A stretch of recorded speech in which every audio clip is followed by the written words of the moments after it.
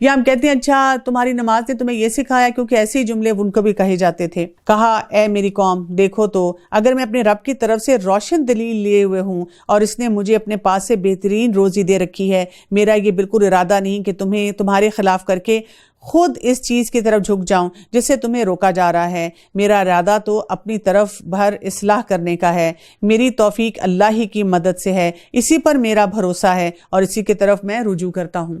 اور اے میری قوم، کہیں ایسا نہ ہو کہ تم کو میری مخالفت ان عذابوں کے باعث مستحق بنا دے جو قوم نوح اور قوم ہود اور قوم صالح کو پہنچے ہیں، اور قوم لوط تو تم سے کچھ دور نہیں۔ ہمارے لیے بھی یہ ہے نا، یہ سارے ہسٹوریکل جو ساری فیکٹس ہیں ہمارے سامنے ہیں۔ لوگ ان مقامات پہ جا کر وزٹ کرتے ہیں، ٹرپس لگاتے ہیں، دیکھتے ہیں کہ اچھا یہ اقوام کیسے رہتی تھیں۔ تم اپنے رب سے استغفار کرو اور اس کی طرف توجہ کرو، یقین مانو کہ میرا رب بڑی مہربانی والا اور بہت محبت کرنے والا ہے۔ تو ایسے تمام افراد جو یا تو دین کی طرف نہیں آتے، یا جب دین کے احکامات ان کو بتائے جاتے ہیں تو وہ اپنے کاروباروں میں اس کو صحیح طرح سے اپلائی نہیں کر رہے۔ کئی دفعہ خواتین بڑی پریشان رہتی ہیں، وہ کہتی ہیں کہ میں چاہتی ہوں کہ میرے شوہر جو ہیں وہ صحیح طرح سے اپنے کاروبار کو رن کریں۔ تو ایسے سب لوگوں کے لیے ہمیں کیا ٹپ یہاں سے ملتی ہے؟ ان کو استغفار کی طرف لانا چاہیے۔ انہوں نے کہا اے شعیب، تیری اکثر باتیں تو ہماری سمجھ میں ہی نہیں آ رہی اور ہم تو تجھے اپنے اندر بہت کمزور پاتے ہیں۔ اگر تیرے قبیلے کا خیال نہ ہوتا تو ہم تو تجھے سنسار کر دیتے اور ہم تجھے کوئی حیثیت والی ہستی نہیں گنتے۔ یعنی اس قسم کی باتیں آج کل بھی لوگ کرتے ہیں کہ پوری کہانی سن کے کہتے ہیں it's not making any sense. انہوں نے جواب دیا کہ اے میری قوم کے لوگوں، کیا تمہارے نزدیک میرے قبیلے کے لوگ اللہ سے بھی زیادہ ذی عزت ہیں کہ تم نے اسے پس پش ڈال دیا ہے؟ یقیناً میرا رب جو کچھ تم کر رہے ہو سب کو گھیرے ہوئے ہے۔ اے میرے قوم کے لوگوں، اب تم اپنی جگہ عمل کیے جاؤ، اب میں بھی عمل کر رہا ہوں۔ تمہیں عنقریب معلوم ہو جائے گا کہ کس کے پاس وہ عذاب آتا ہے جو اسے رسوا کر دے اور کون ہے جو جھوٹا ہے۔ تم انتظار کرو، میں بھی تمہارے ساتھ انتظار کرتا ہوں۔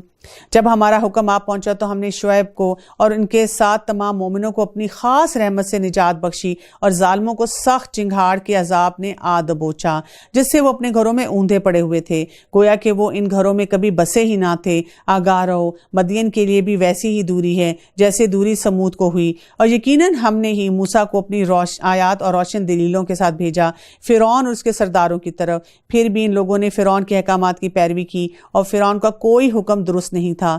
وہ تو قیامت کے دن اپنی قوم کا پیشور ہو کر ان سب کو دوزخ میں جا کھڑا کرے گا۔ وہ بہت ہی برا گھات ہے جس پر لا کھڑا کیا جائیں گے۔ آپ سوچیں کہ یہاں پر لیڈرشپ کی بات کی جا رہی ہے کہ اگر انسان غلط لیڈرشپ کے پیچھے لگ جاتا ہے تو اس کا کتنا نقصان ہو جاتا ہے۔ اسی لیے جب بھی ہم دنیا میں کسی کو فالو کریں، یعنی ہمارے پاس ایک جو ایبسولوٹ پیرامیٹر ہے نا، جس کے بارے میں ہمیں کوئی شک نہیں ہونا چاہیے، کوئی کبھی ایسا ہمارے ذہن میں خیال نہیں آنا چاہیے، وہ قرآن اور حدیث ہے۔ لیکن اس کے علاوہ ہم جس بھی لیڈرشپ کو فالو کریں، ہمیں آنکھیں کھول کر اس کو فالو کرنا ہوتا ہے۔ اگر وہ کچھ بھی کر رہے ہیں جو کہ اللہ کے حکم کے مطابق ہے، ہم اس کو لے لیں گے، اس کو ایکسیپٹ کر لیں گے۔ اگر وہ کوئی ایسا فیصلہ کر رہے ہیں جو اللہ کے احکامات سے ٹکراتا ہے تو وہاں پر اب ہم ان سے اچھے طریقے سے بات چیت کر کے اس کو بہتر بنانے کی کوشش کریں گے۔ ان پر تو اس دنیا میں بھی لعنت چپکا دی گئی اور قیامت کے دن بھی برا انعام ہے جو دیا گیا۔ بستیوں کی یہ بعض خبریں جو ہم تیری طرف بیان کر رہے ہیں، ان میں سے بعض تو موجود ہیں اور بعض کی فصلیں کٹ گئی ہیں۔ ہم نے ان پر کوئی ظلم نہیں کیا بلکہ خود انہوں نے ہی اپنے اوپر ظلم کیا، اور انہیں ان کے معبودوں نے کوئی فائدہ نہ پہنچایا جنہیں وہ اللہ کے سوا پکارا کرتے تھے، جبکہ تیرے پروردگار کا حکم آ پہنچا، بلکہ اور ان کا نقصان ہی انہوں نے بڑھا دیا۔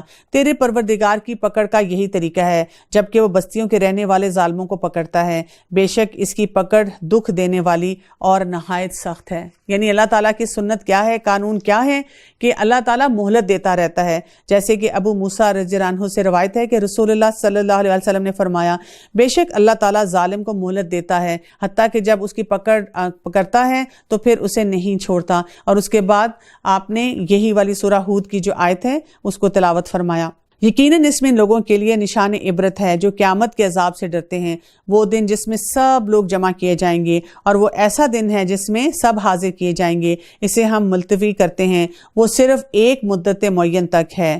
جس دن وہ آ جائے گی تو مجال نہ ہوگی کہ اللہ کی اجازت کے بغیر کوئی بات بھی کر سکے، سو ان میں کوئی بدبخت ہوگا اور کوئی نیک بخت۔ اب آپ دیکھیں یہاں پہ اللہ تعالیٰ کے قانون کی بات کی جا رہی ہے کہ اللہ کے سامنے کوئی نہیں بول سکے گا. دنیا میں بھی آپ دیکھیں کہ لوگ بڑی بڑی باتیں اپنے کسی آفیسر کے بارے میں کہہ رہے ہوتے ہیں جب اپنے فرینڈز کے ساتھ بیٹھے ہوئے ہوتے ہیں.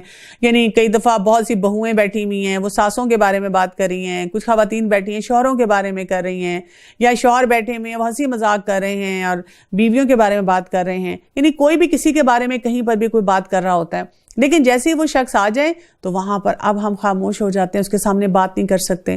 لیکن اللہ کی عظمت اتنی ہوگی اور وہاں پہ ہیبت اتنی ہوگی، اور جب لوگوں کو جسے کہتے ہیں گراؤنڈ ریالٹی محسوس ہوگی کہ دنیا میں ہم جس چیز کا مذاق اڑاتے رہے، انکار کرتے رہے، وہ تو سب ہمارے سامنے آ گیا. لیکن جو بدبخت ہوں اور وہ دوزخ میں ہوں گے اور وہاں چیخیں چلائیں گے، وہ ہمیشہ وہیں رہنے والے ہیں جب تک کہ آسمان و زمین برقرار ہیں، سوائے اس وقت کے جو ہمارا رب چاہے، اور یقیناً تیرا رب جو کچھ چاہے کر گزرتا ہے.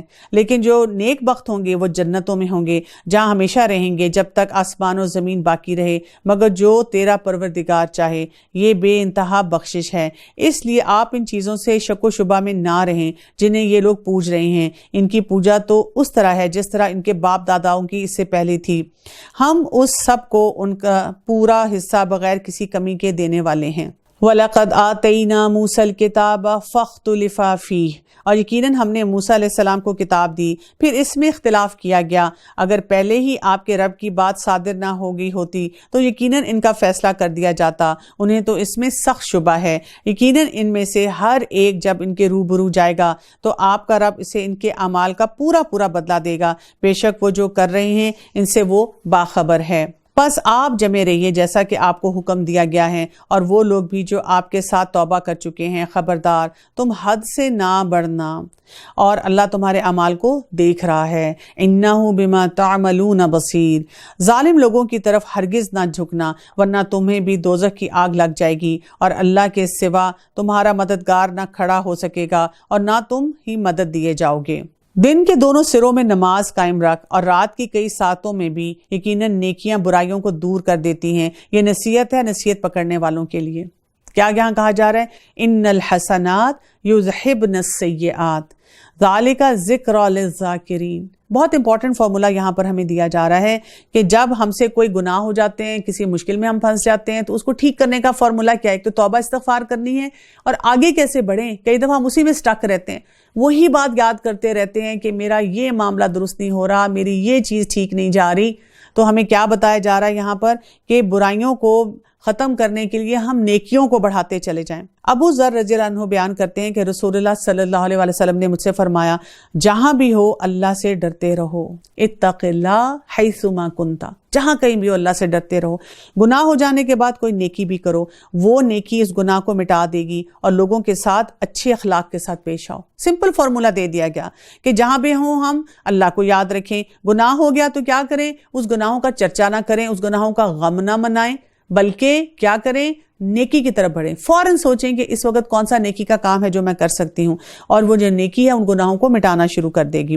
اور پھر لوگوں کے ساتھ اخلاق بھی اچھا کریں. ابو بکر صدیق رضی اللہ عنہ فرماتے ہیں کہ رسول اللہ صلی اللہ علیہ وسلم نے فرمایا، جو شخص کوئی گناہ کرے پھر وضو کرے اور 2 رکعت نماز ادا کرے اور اپنے گناہ کی معافی مانگے تو اللہ عز و جل اس کے گناہ معاف فرما دیتا ہے. اسی طرح کہا گیا کہ ہر نماز اپنے سے پہلی نماز تک کے، اور جمعہ اپنے سے پہلے جمعہ تک کے، اور رمضان اپنے سے پہلے رمضان تک کے گناہوں کا کفارہ ہیں، بشرطیہ کبیرہ گناہوں سے پرہیز کیا جائے. ابو عثمان بیان کرتے ہیں کہ میں سلمان رضی اللہ عنہ کے ساتھ تھا کہ انہوں نے ایک درخت کی خشک شاخ پکڑ کر اسے ہلایا تو اس کے تمام خشک پتے جھڑ گئے. پھر انہوں نے کہا، ابو عثمان جانتے ہو میں نے ایسا کیوں کیا ہے؟ میں نے کہا بتائیے آپ نے کیوں کیا ہے؟ تو وہ کہنے لگے کہ میں ایک مرتبہ رسول اللہ صلی اللہ علیہ وسلم کے ساتھ ایک درخت کے نیچے تھا، تو آپ نے اس درخت کی ایک خشک شاخ پکڑ کر اسے جھاڑا تو اس سے تمام خشک پتے جھڑ گئے. تو آپ نے فرمایا، سلمان تم نے مجھ سے پوچھا نہیں کہ میں نے ایسا کیوں کیا؟ میں نے کہا جی فرمائیے کیوں کیا؟ تو رسول اللہ صلی اللہ علیہ وسلم نے فرمایا، جب بندہ اچھی طرح وضو کر کے 5 وقت کی نماز پڑھتا ہے تو اس کے گناہ اس طرح جھڑ جاتے ہیں جس طرح اس خشک شاخ سے پتے جھڑ جاتے ہیں. آپ دیکھیں کہ اسلام، جیسے ہم کئی دفعہ لوگ کہتے ہیں نا بڑا پریکٹیکل مذہب ہے، تو اس کی پریکٹیکلٹی کیا ہے کہ جب رسول اللہ صلی اللہ علیہ وسلم کوئی بات کر رہے ہیں تو کئی دفعہ ایسے ایڈز کو بھی، جیسے ہم ٹیچنگ ایڈز کہتے ہیں نا، ان کو بھی استعمال کر رہے ہیں کہ وہاں پہ جو شاخ نظر آ رہی ہے اس کو کر کے دکھا رہے ہیں. اور پھر دیکھیں کہ جو صحابہ نے ان سے سیکھا وہ بھی اسی ٹیچنگ ایڈ کے ذریعے آگے اپنے ساتھیوں کو سکھانے کی کوشش کر رہے ہیں. لیکن یہ ایک اہم فارمولا ہے اور اس کے اوپر ہمیں عمل کرنا چاہیے. آپ صبر کرتے رہیں, یقیناً اللہ تعالیٰ نیکی کرنے والوں کا اجر ضائع نہیں کرتا. بس کیوں نہ تم سے پہلے زمانے کے لوگوں میں سے ایسے اہل خیر ہوئے جو زمین میں فساد پھیلانے سے روکتے, سوائے ان چند کے جنہیں ہم نے ان میں سے نجات دی تھی. ظالم لوگ تو اس چیز کے پیچھے پڑ گئے ہیں جس میں انہیں آسودگی دی گئی ہے اور وہ گناہ گار تھے. آپ کا رب ایسا نہیں کہ کسی بستی کو ظلم سے ہلاک کر دے کہ وہاں کے لوگ نیکوکار ہوں. یعنی اللہ تعالیٰ کے پاس پورے سسٹم ان پلیس ہیں. اللہ تعالیٰ کو پتا ہوتا ہے کہ انہوں نے کس بستی کے اوپر یا کن لوگوں کو جو ہے تھوڑا سا جھنجھوڑنا ہے یا زیادہ جھنجھوڑنا ہے, اور اس کے لیے بھی جب حجت تمام ہوتی ہے تو تب اللہ کی پکڑ آتی ہے. اگر آپ کا پروردگار چاہتا تو سب لوگوں کو ایک ہی راہ پر ایک گروہ کر دیتا.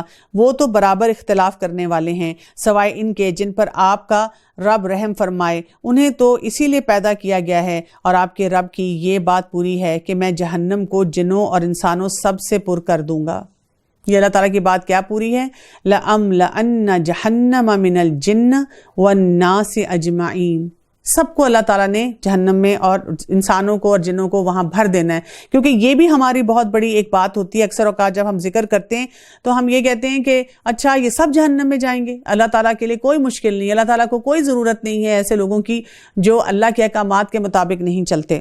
ابو ہریرہ رضی اللہ عنہ فرماتے ہیں کہ نبی کریم صلی اللہ علیہ وسلم نے فرمایا, جنت اور جہنم کے درمیان جھگڑا ہوا تو جہنم کہنے لگی مجھے اللہ تعالیٰ نے ترجیح دی ہے, اس لیے کہ تمام متکبر اور جابر اور ظالم لوگ میرے اندر ڈالے جائیں گے. تو جنت کہے گی کہ میرے لیے کیا ہے, تمام کمزور اور دھتکارے ہوئے لوگ ہی میرے اندر جائیں گے.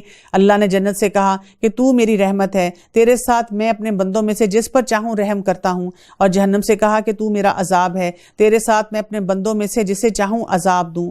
پھر رسول اللہ صلی اللہ علیہ وسلم نے فرمایا جنت اور جہنم دونوں نے بھرنا ہے. جہنم نہیں بھرے گی تو اللہ تعالیٰ اپنے پاؤں مبارک سے اس میں رکھیں گے تو وہ کہے گی بس بس. اسی طرح جہنم بھر جائے گی اور اس کے کنارے ایک دوسرے سے مل جائیں گے.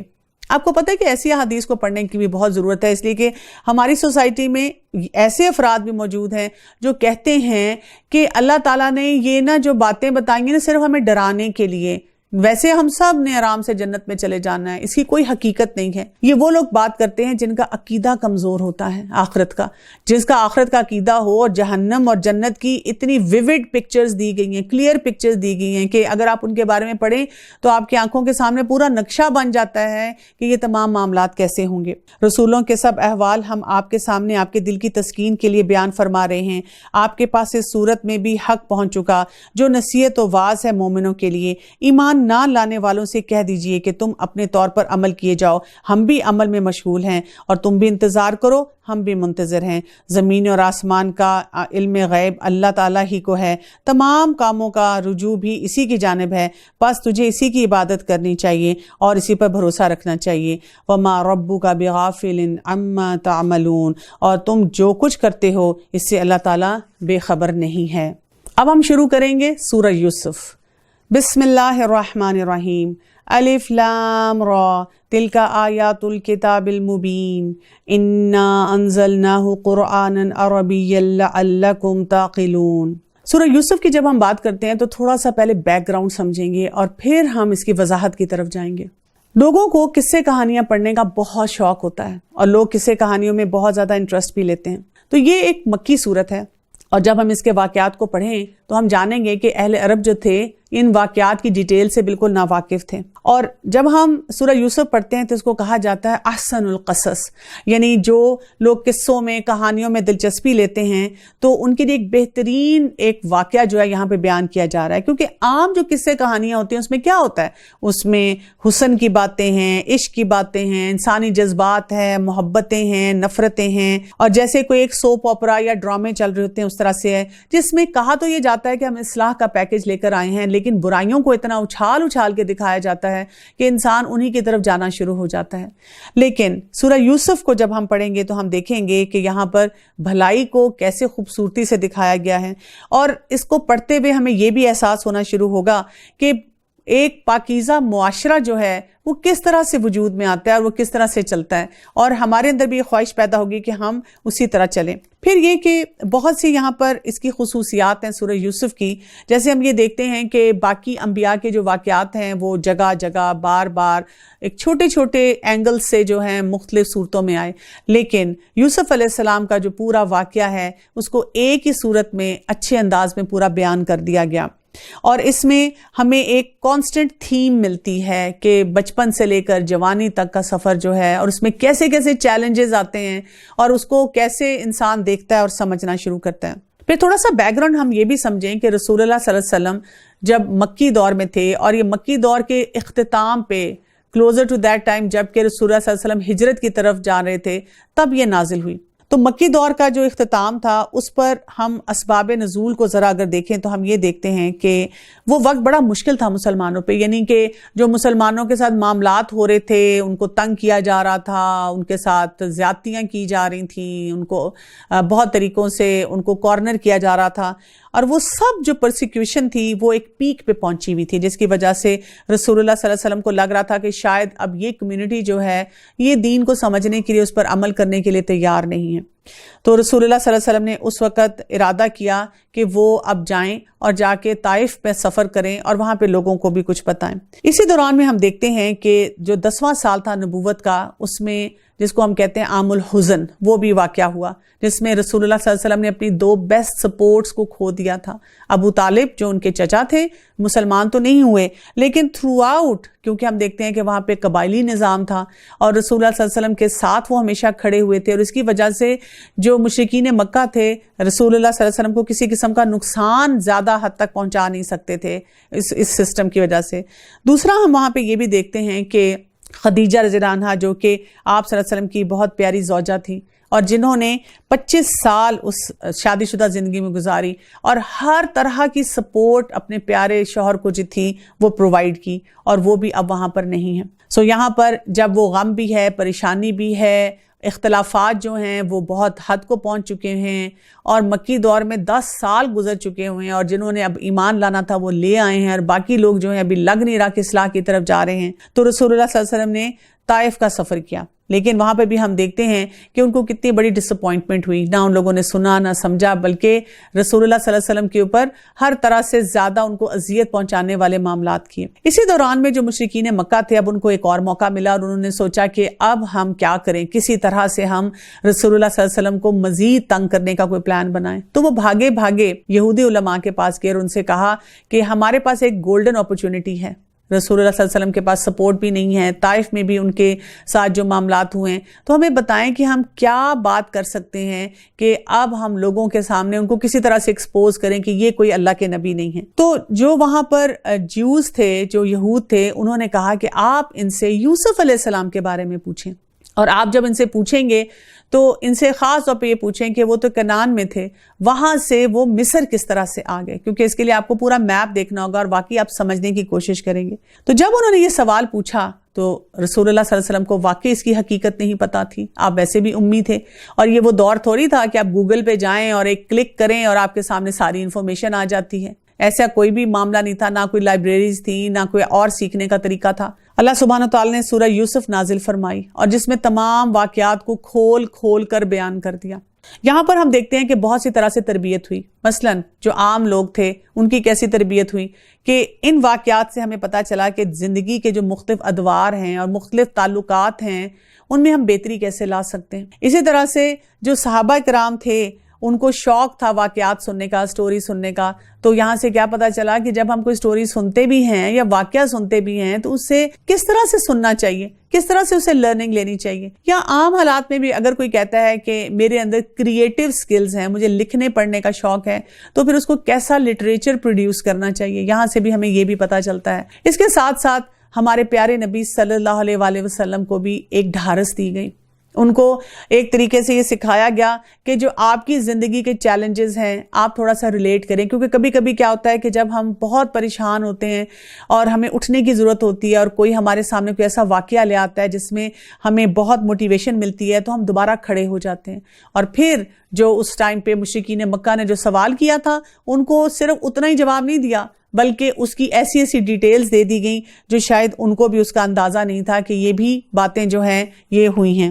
تو اس پورے بیک گراؤنڈ کو یاد کر کے اور سمجھ کے ہم سورہ یوسف کو پڑھتے ہیں۔ الف لام را، یہ روشن کتاب کی آیتیں ہیں، یقیناً ہم نے اس کو عربی قرآن بنا کر نازل فرمایا ہے کہ تم اسے سمجھ سکو۔ اور ہمارا مسئلہ یہی، ہم کہتے ہیں دراصل یہ عربی میں ہے، ہم اس کو کیسے سمجھیں؟ تو ہمیں کس لیے بتایا گیا کہ ہم عربی زبان کو سیکھیں اور سیکھنے کے بعد ہم اس کی گہرائی میں جائیں اور اس کو سمجھنے کی کوشش کریں، کیونکہ جو مزہ اس عربی زبان میں ہے، جب آپ ایک ایک لفظ کے اوپر غور و فکر کرتے ہیں اور آپ اس کے کنیکشنز کو سمجھنے کی کوشش کرتے ہیں کہ اللہ سبحانہ وتعالیٰ نے اس لفظ کو یہاں پر کیوں رکھا، یہ جملہ اس طرح سے کیوں کنسٹرکٹ کیا گیا، یہ آیت اس طرح سے کیوں آئی ہے، تو آپ دیکھیں کہ آپ کا یقین جو ہے وہ بڑھنا شروع ہو جاتا ہے اور آپ کے لیے عمل کرنا بھی آسان ہو جاتا ہے۔ ہم آپ کے سامنے بہترین بیان پیش کرتے ہیں اس وجہ سے کہ ہم نے آپ کی جانب یہ قرآن وحی کے ذریعے نازل کیا ہے، اور یقیناً آپ اس سے پہلے بے خبروں میں سے تھے۔ یہاں پر احسن القصص کی بات ہو رہی ہے کہ بہترین واقعہ جو ہے یہاں پہ پیش کیا جا رہا ہے۔ اور مجھ سے جب بھی کوئی پوچھتا ہے کہ ہم اپنے نوجوان بچیوں کو کچھ پڑھانا چاہ رہے ہیں، قرآن سے ان کے لنک کو سٹرونگ کرنا چاہ رہے ہیں، تو میں اکثر ان کو یہ ایڈوائز کرتی ہوں کہ آپ ان کو سورہ یوسف پڑھائیں، کیونکہ اس سے آپ دیکھیں گے کہ ان کی اصلاح بھی ہوگی، ان کو ایک انٹرسٹنگ سٹوری سننے کو ملے گی جو ان کے لیے آسان ہو جائے گی، اور ان کو یہ بھی سمجھ آئے گی کہ ہم نے اپنی زندگی میں کیسے مختلف چیلنجز کو فیس کرنا ہے۔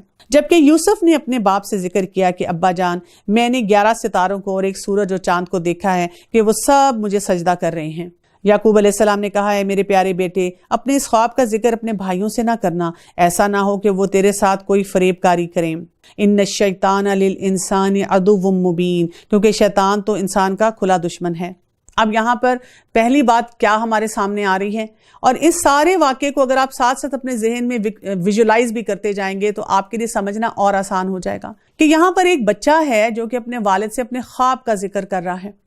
اس سے ہمیں نظر آتا ہے کہ والد کا اور بچے کا ریلیشن شپ کیسا ہے، اور اس میں کون ایفرٹ کر رہا ہے۔ کیا والد آ کر بار بار پوچھ رہے ہیں کہ بیٹا بتاؤ تم نے کوئی خواب دیکھا ہے، کوئی بات ہے مجھ سے شیئر کرو؟ نہیں، وہ بچہ خود آگے بڑھ رہا ہے اور اپنے والد سے شیئر کر رہا ہے، اور جب وہ شیئرنگ کر رہے ہیں تو کتنے ادب سے کر رہے ہیں، رسپیکٹ دیکھیں کتنی ہے، اور جب والد بھی جواب دے رہے ہیں تو اپنے بیٹے کو اس کا اصلاح بھی کر رہے ہیں، اس کی تربیت بھی وہاں سے کر رہے ہیں، اور کتنے پیار سے اس کو سمجھا رہے ہیں۔ آپ دیکھیں کئی دفعہ ہمارے گھروں میں ہمارے بچے ہم سے کچھ شیئر کرتے ہیں، ہم ان کی بات ہی نہیں سنتے بلکہ مذاق اڑاتے ہیں اور بات کو ڈسکارڈ کر دیتے ہیں۔ ہم کہتے ہیں تمہیں پتہ چل جائے گا، آگے جاؤ گے تو ذرا زندگی گزارو گے نا، زندگی اتنی آسان نہیں ہوتی۔ خواب دیکھنا شروع کر دیتے ہیں۔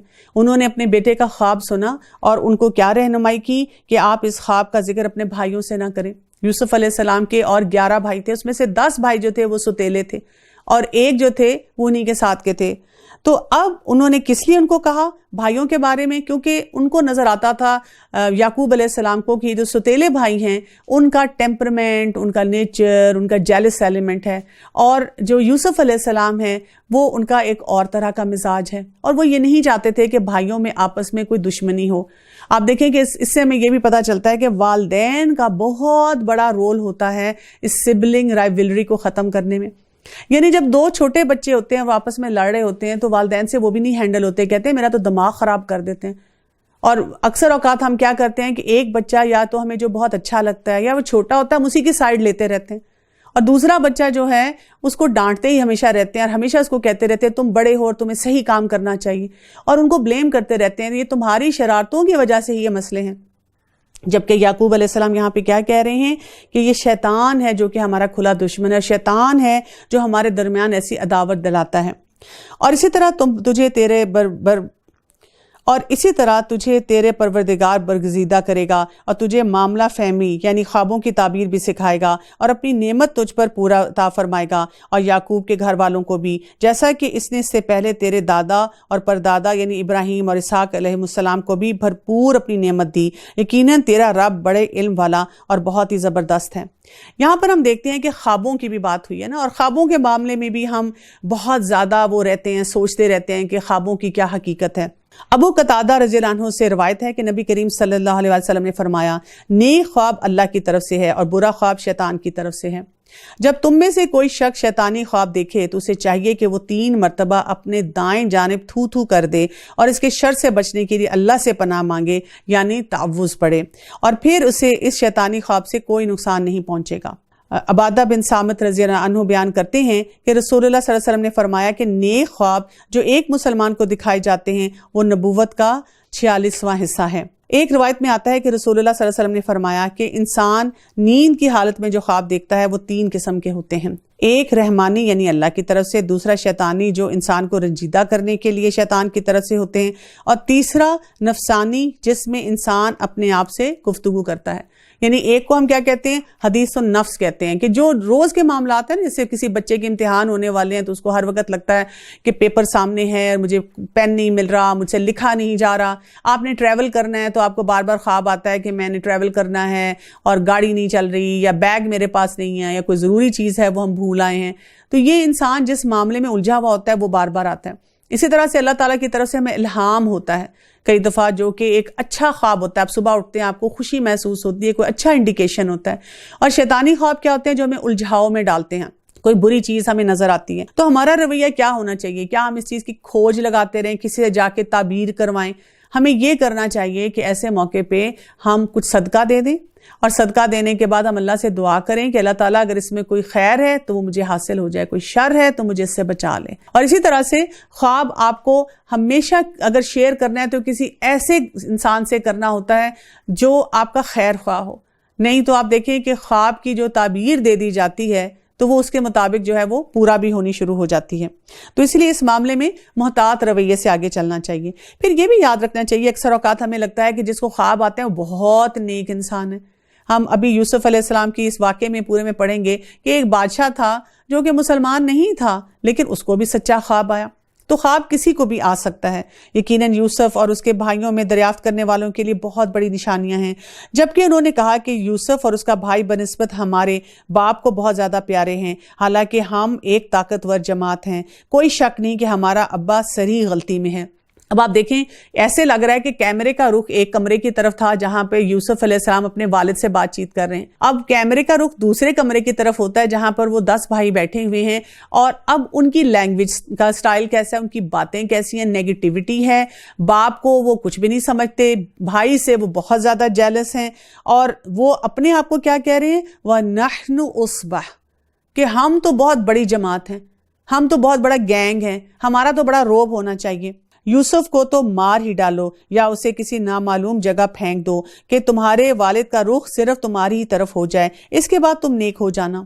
پہلی بات کیا ہے کہ بجائے اس کے کہ اپنی اصلاح کریں، یہ دیکھیں کہ یوسف علیہ السلام والد کو کیوں اتنا اپیل کرتے ہیں، کیوں والد کے ساتھ ان کا ریلیشن شپ سٹرونگ ہے، یہ دیکھنے کے بجائے کہ وہ کتنے ریسپیکٹفل ہیں، کیسے اپنے والد سے اپنی کمیونیکیشن سٹرونگ کر رہے ہیں، یہ کہتے ہیں یوسف کو کچھ کر دو، یوسف کو مار ڈالو، تو پھر والد کے پاس اور کوئی آپشن نہیں رہے گی۔ دنیا میں بھی ہمارا یہی رویہ ہوتا ہے کہ ہم سمجھتے ہیں کہ یہ فلاں نہ رہے، یعنی ایک جو بیوی ہے اور شوہر ہے وہ آپس سے اپنے تعلقات ٹھیک نہیں کرتے، اس کا بلیم کس کو دیتے رہتے ہیں؟ ساس کو، یا یہ کہ اور رشتہ داروں کو، یا اس کی وجہ سے جو ہے اپنے تعلقات کی خرابی جو ہے اس کو وہیں رہنے دیتے ہیں۔ اور ان میں سے ایک نے کہا کہ یوسف کو قتل نہ کرو بلکہ اسے کسی اندھے کنویں کی تہہ میں ڈال دو کہ اسے کوئی آتا جاتا قافلہ اٹھا لے جائے، اگر تمہیں کرنا ہی ہے تو یوں کرو۔ اب آپ دیکھیں یوسف علیہ السلام کو کچھ بھی نہیں پتا، ساری پلاننگ ہو رہی ہے۔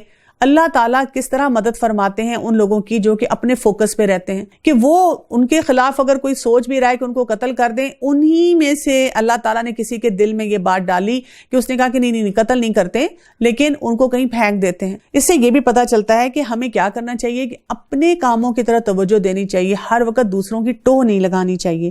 انہوں نے کہا ابا آخر آپ یوسف کے بارے میں ہم پر اعتبار کیوں نہیں کرتے؟ ہم تو اس کے خیر خواہ ہیں۔ وَإِنَّا لَهُ لَنَاصِحُونَ، کل آپ اسے ضرور ہمارے ساتھ بھیج دیجئے کہ خوب کھائیں پیے کھیلیں، اور اس کی حفاظت کے ہم ذمہ دار ہیں۔ یعقوب علیہ السلام نے کہا اسے تمہارا لے جانا مجھے تو سخت صدمہ دے گا، اور مجھے یہ بھی کھٹکا لگا ہے کہ تمہاری غفلت میں اسے بھیڑیا کھا جائے گا۔ انہوں نے جواب دیا کہ ہم جیسی زور آور جماعت کی موجودگی میں بھی اگر اسے بھیڑیا کھا جائے تو ہم تو بہت ہی نکمے ہیں۔